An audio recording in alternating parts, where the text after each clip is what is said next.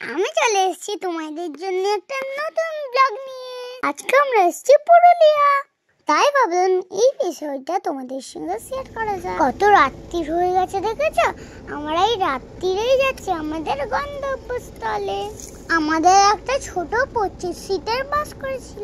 এই ছোট বাসটাতে করে আমাদের পরিবারের সবাই আনন্দ করতে বেরিয়ে পড়েছি। আমি যেতে যেতে পাপির কোলে ঘুমিয়েই পড়েছিলাম। আর দেখো, বাসের মধ্যে অল্প আলু বলে ভিডিওটা ভালো হয়নি। ভিডিওটা স্কিপ করো না কিন্তু, তোমাদের একটা খুব সুন্দর জায়গা দেখাবো। সকালে ঘুম থেকে উঠে কি আমরা চলে এসেছি, তোমরা দেখতে থাকো। কিন্তু আমরা পিকনিক করতে অবশেষে চলে এসেছি। তা তোমরা চলে এসো আমার পিছু পিছু। আমরা তোমায় দেখাবো পুরুলিয়ার বরন্তী লেক। তা তোমরা আমার সাথে আছো তো? ভিডিওটা ছেড়ে যেও না কিন্তু। তোমাদের দেখাবো বরন্তী লেক। অসাধারণ ভিউ, আমার তো খুব ভালো লাগছে।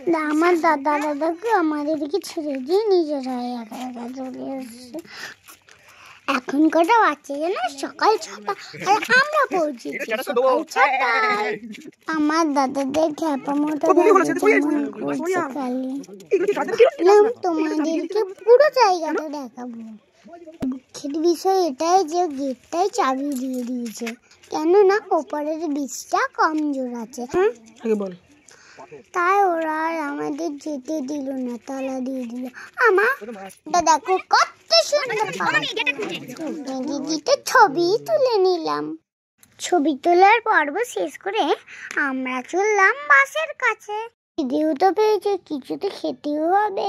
এখানে দেখো ঠাকুর দাদু আমাদের জন্য গরম গরম চা চাপটা দিয়েছে। আমি তো চা খাই না, তাই জন্য ঠাকুর আমার জন্য ম্যাগি তৈরি করে দিয়েছিল। ম্যাগি। এবার আমরা সকলে ব্রাশ করে খাওয়া দাওয়া করে নেব।